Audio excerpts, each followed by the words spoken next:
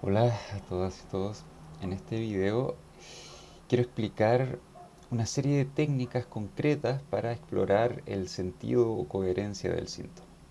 En el video anterior hablé un poco más a nivel conceptual de la funcionalidad del síntoma, pero acá quiero detallar algunas técnicas. Igual que en el video anterior hay un documento en que esto lo explico también. Entonces este video podría ser como un compañero de ese documento. Bueno,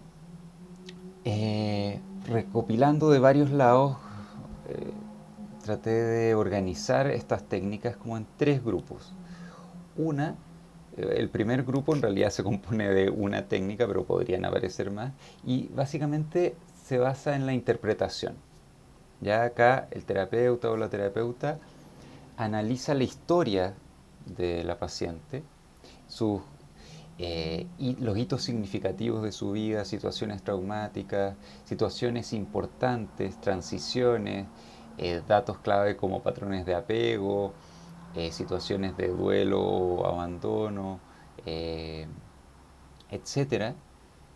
Y en base a ese historial detallado, a esa historia clínica, pero no solo clínica en el sentido de síntomas o enfermedades, sino que de su vida, cómo se ha dado su vida, ¿ya? En base a esa historia, nosotros planteamos hipótesis acerca de cuáles podrían ser esos aprendizajes emocionales significativos y esos esquemas emocionales que podrían configurarse en posiciones pro síntoma. Entonces es un método que se basa en la interpretación. Ahora, nosotros desde una perspectiva más experiencial no debemos basarnos en la interpretación, pero tampoco debemos tener fobia a la interpretación. Muchas veces la necesitamos, muchas veces la ocupamos, especialmente con pacientes que tienen más problemas de insight. Entonces necesitamos interpretar más para apoyar su capacidad psíquica de notar lo que les ocurre.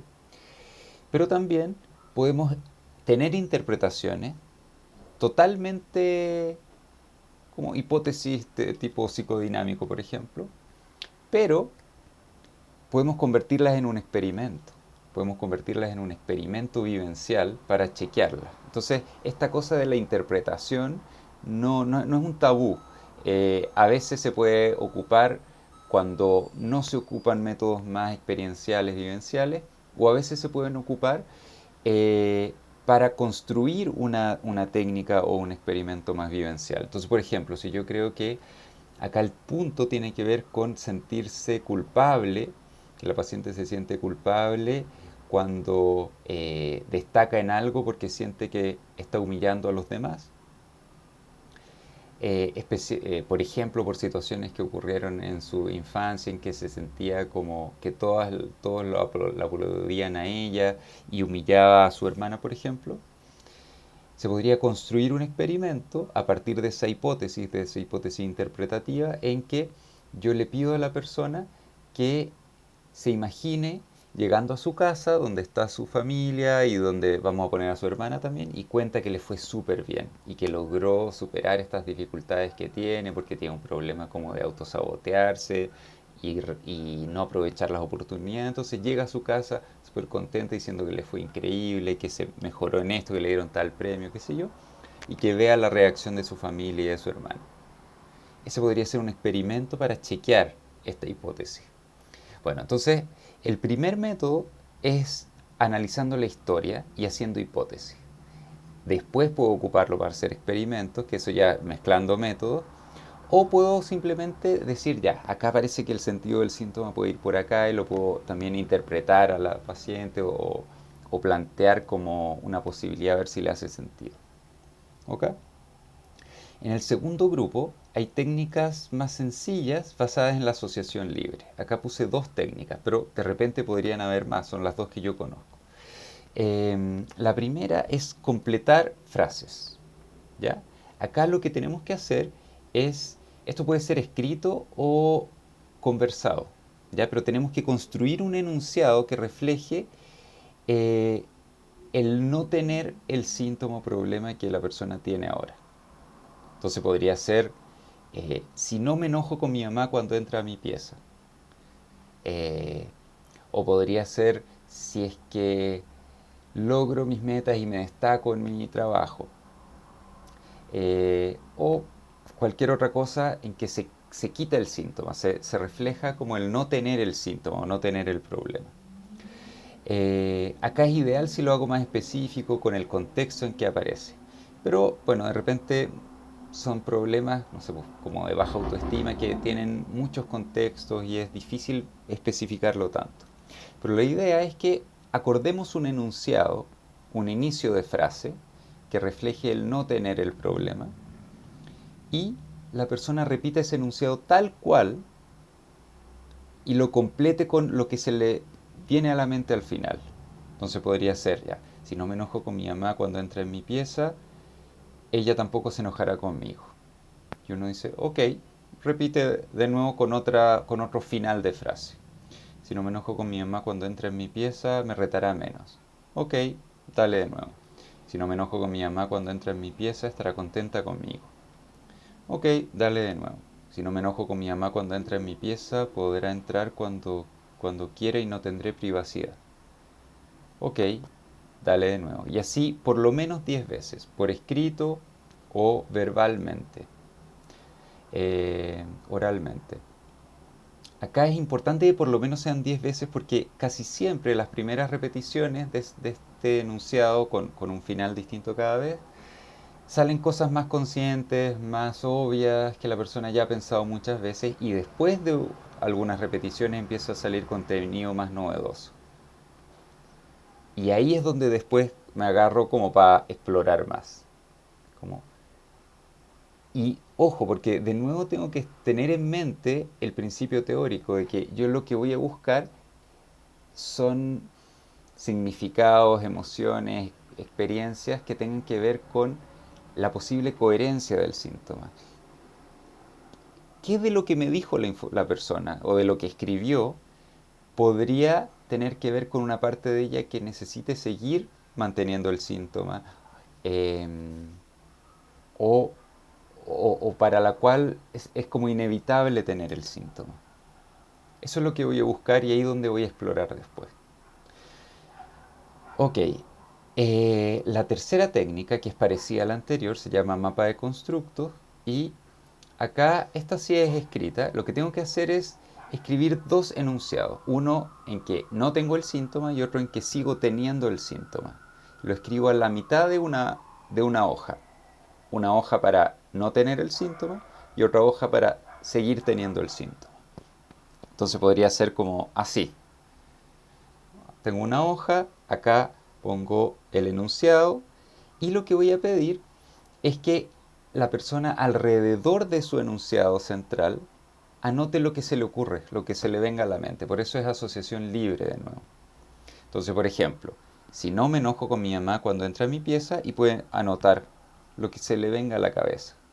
Puede ser acá, por ejemplo, inventando dice sonrisas, contenta, buena hija, pero también empecé a notar otras cosas, ansiedad, invasión, no bailo, vergüenza. Y pueden, de nuevo, surgir lo que surja, por lo menos unas 10 cosas, unas 10 palabras o frases. Y después en la otra hoja lo mismo, pero manteniendo el síntoma. Entonces la otra igual, al centro de la hoja pongo eh, un enunciado en que yo sigo teniendo el síntoma. En este caso podría ser si me enojo con mi mamá cuando entra a mi pieza. El síntoma es que me enojo mucho cuando entra a mi pieza y no sé por qué, entre comillas. O me genera problemas porque peleamos, etc. Y lo mismo, en la segunda hoja también. Anoto lo que sea que se me viene a la cabeza, sin censura, sin explicaciones, solo anoto. Por lo menos unas 10 cosas. Y luego, al igual que en el ejercicio anterior, eh, conversamos acerca de cómo fue esto, qué le llamó la atención y yo como terapeuta voy a estar atento a constructos, a significados que podrían ser parte de una posición pro síntoma. Ok. Luego vamos a ir a las técnicas que son un poco más profundas, se podría decir, que son más experienciales. ¿Ya? Acá tengo tres técnicas, dos que son parecidas y otra que ya es un poco más distinta. La siguiente, que es la privación del síntoma, es una técnica que podría aparecer en distintos modelos, pero está muy descrita explícitamente en la terapia de coherencia, y de ahí yo la estoy sacando. ¿Y de qué se trata? Acá tengo que elegir alguna situación concreta en que aparezca el síntoma o aparece una conducta clave que mantiene el síntoma. Entonces, claro, por ejemplo, podría ser, claro, mi síntoma es estrés y un punto crítico, le vamos a poner este nombre a esta situación clave en que podría mantener mi problema o mejorar mi problema, podría ser cuando yo asumo responsabilidades extra que podría no asumir. ¿Ya? Entonces un punto como de bifurcación en que si sigo por este camino voy a seguir teniendo estrés, pero si actúo distinto podría irme por otro camino que me lleva a no tener estrés. Entonces ese punto crítico lo vamos a identificar. ¿Y qué es lo que vamos a hacer? Vamos a pedirle a la persona que evoque esa situación, que se meta en esa situación. Por ejemplo, ocupando esta técnica de cuéntamelo en presente en primera persona y sensorializar. ¿Qué estás viendo ahí? ¿Dónde estás? ¿Qué estás escuchando? ¿Qué pasa a tu alrededor? ¿Qué estás oliendo? ¿Qué estás sintiendo en tu cuerpo? Obviamente esto ya es un ejercicio de imaginería, entonces tengo que hacerlo con un tono y un ritmo ad hoc a evocar una situación. Entonces, por ejemplo, esto lo puedo apoyar pidiéndole a la persona antes que me cuente la situación, así más normalmente. Entonces yo ya tengo algunos datos y puedo ayudar a la persona. Entonces ya me contó que, volviendo al ejemplo anterior, que ya ella está en su pieza, está, no sé, escuchando música y de repente abre la puerta a su mamá. Entonces yo le puedo decir, ok, estás tranquila en tu pieza, estás escuchando música, estás contenta, de repente sientes un golpe, tu mamá entra, la ves. Entonces trato de evocar esa situación para que la persona vaya a ese momento en que apareció el problema. ¿Ok? Y lo que tengo que hacer acá es guiar a la persona para que no tenga el síntoma.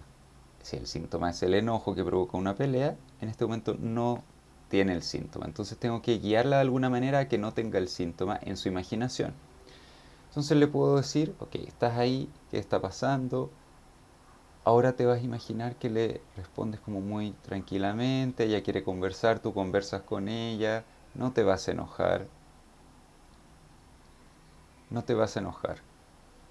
¿Qué ocurre? ¿Qué estás haciendo? ¿Ya? En el... Eso podría ser un ejemplo. Entonces yo ayudo a que la persona artificialmente en su imaginación camine por este camino que la llevaría a no tener el problema.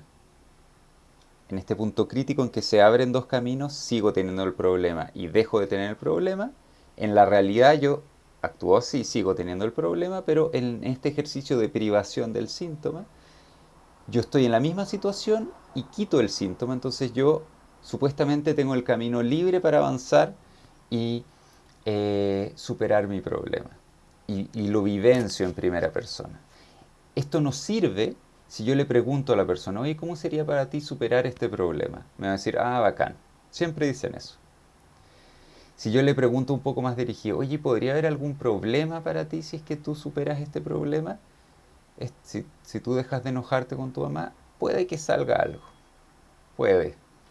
Pero es mucho más potente si yo lo experimento en primera persona. ¿Ya? Entonces esta técnica es para experimentarlo en primera persona.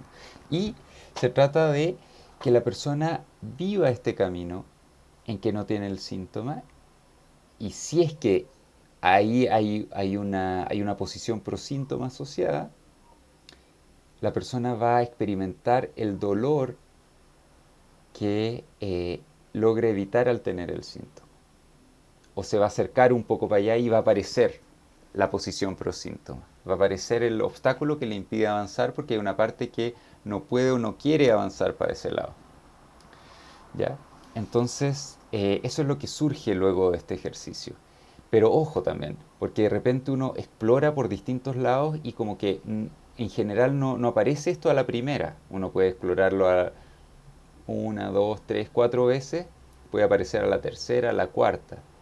¿Ya? No siempre le achuntamos a un punto crítico clave o no siempre hay una funcionalidad tan clara.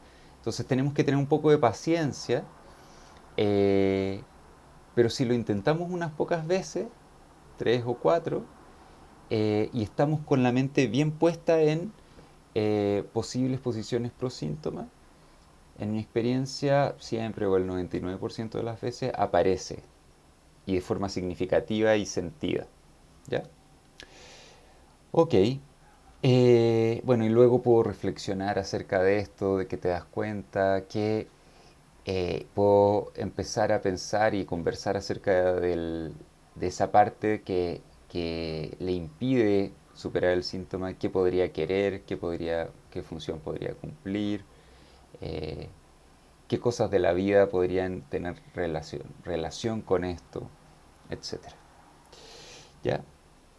Luego hay otra técnica que es muy similar a la anterior, pero donde yo no guío una imaginería. Yo no evoco una situación real, sino que yo voy a la realidad. Entonces, en esta técnica, yo doy una tarea a la persona. Entonces le digo, siguiendo con el ejemplo del que se enoja con su mamá y hay pelea, em, mira, lo que te voy a pedir es que hagamos algo, un experimento, para explorar qué te pasa en esta situación. ¿Ya? Ahora, eh, es muy probable que no puedas completar este experimento, pero es súper importante que identifiques qué ocurre y que se te hace difícil completar el experimento. ¿Qué sientes? ¿Qué piensas? ¿Ya?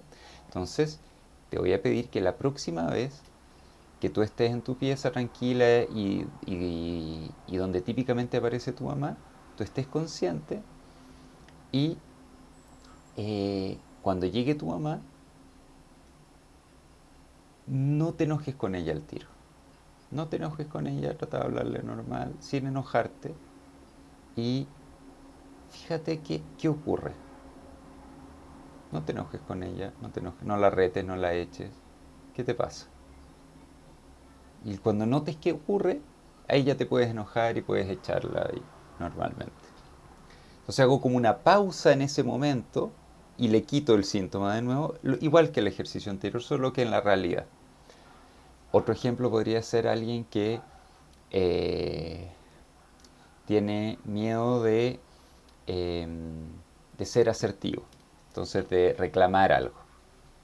Entonces yo le pido a la persona que eh, escriba un correo en que hace el reclamo y lo escriba en detalle y lo dirija a la persona a quien le quiere reclamar o en un chat, no sé, pero no lo mande y perciba qué siente al escribirlo y tal vez se puede imaginar mandándolo. Y cuando ya note qué siente, qué le pasa, qué piensa, ahí lo puede borrar o dejar en borrador. Ok, y el último ejercicio es un diálogo, ya es un poquito distinto, en que yo no hago un experimento para ver qué ocurre, qué surge cuando no tengo el síntoma, sino que yo ocupo una estrategia que se ha ocupado por muchos modelos que se llama personificación, que yo construyo un personaje imaginario en mi mente que representa una parte de mi experiencia, ciertos esquemas emocionales, ciertos aprendizajes, cierta construcción de mundo, etcétera, cierta voz interna. Lo construyo como un personaje y hago un diálogo con ese personaje. Entonces, en este caso, la idea es construir un personaje que sea esta parte que me hace tener el problema. La parte que me lleva a enojarme con mi mamá, por ejemplo, o que me lleva a no reclamar cuando algo me molesta. La parte que no quiere que yo reclame o que quiere que yo me enoje. La parte pro síntoma, básicamente. Entonces, ¿qué es lo que yo hago? Bueno, identifico el problema, obviamente. Trato de conectarme un poco con alguna situación en que aparezca para estar como con ese personaje más cerca y no tan lejano, ¿ya? y lo visualizo. Conéctate con esa parte eh, que no quiere que tú reclames. A pesar de que te encantaría poder decir lo que piensas, no, hay una parte tuya que no quiere que tú reclames. Ponle una imagen a esa parte en tu mente. Puede ser con los ojos cerrados, con los ojos abiertos. Ponle una imagen. ¿Cómo es ese personaje interno? Esa parte que te hace no reclamar. Entonces la persona puede ponerle una imagen, puede ser él mismo, puede ser un objeto, un color, da lo mismo. Y luego le empiezo a preguntar acerca de ese personaje. ¿Cómo es? ¿Cómo se ve? ¿Qué te dice? ¿Qué quieres que tú hagas? ¿Qué quieres que tú hagas? Entonces empiezo a conocerlo. Y luego empiezo a preguntar ya por la intención positiva. ¿Qué busca al, al impedir que tú reclames? ¿Qué busca con que tú no reclames? ¿Qué quiere conseguir? Y la persona le va preguntando estas cosas a ese personaje interno. O yo podría preguntarle directamente a ese personaje interno. Al final da lo mismo, es un diálogo con ese personaje. Como si estuviera ahí, como si fuera una persona. ¿Ya? Por eso es una personificación. Y después sigo indagando. Esta parte es la clave. Ya, ¿qué busca? ¿Qué teme si es que tú no le haces caso? ¿Cuál es su mayor temor? ¿Qué podría pasar si tú reclamas? ¿Por qué es importante que no pase eso? Y empiezo a preguntar. Para entender cuál es su preocupación, cuál es su intención positiva finalmente. ¿Ya? Y luego, de nuevo, puedo preguntar ¿de dónde surgió esta parte? ¿Por qué en su vida aprendió a darle importancia a esto, etcétera? Y puedo hacer como algunas reflexiones acerca de esta parte. Las puedo hacer durante el ejercicio o de repente post ejercicio. Pero lo esencial es que visualice el personaje, que lo conozca un poco y que capte como su propósito, su intención positiva. Esto es potente porque en general los pacientes odian a este personaje. ¿Y qué significa? Que se odian a sí mismos porque es una parte de ellos. Entonces se sienten tontos, estúpidos, masoquistas, débiles, pusilánimes, etc. Pero cuando logro captar como la intención positiva del personaje y la función protectora, puedo tener una relación distinta, puedo dejar de maltratarme tanto y por otro lado puedo empezar a vislumbrar otras formas de cumplir esa intención positiva o de resolver esas necesidades que no pasan por seguir teniendo este síntoma. Ok, bueno, eso es todo por este video. Y tal como dije hace un rato, este video acompaña un documento que igual voy a poner el link acá en la descripción, donde están esto más detallado paso a paso y hay ejemplos clínicos también que no incluí en el video porque ya está suficientemente largo. Así que bueno, chao.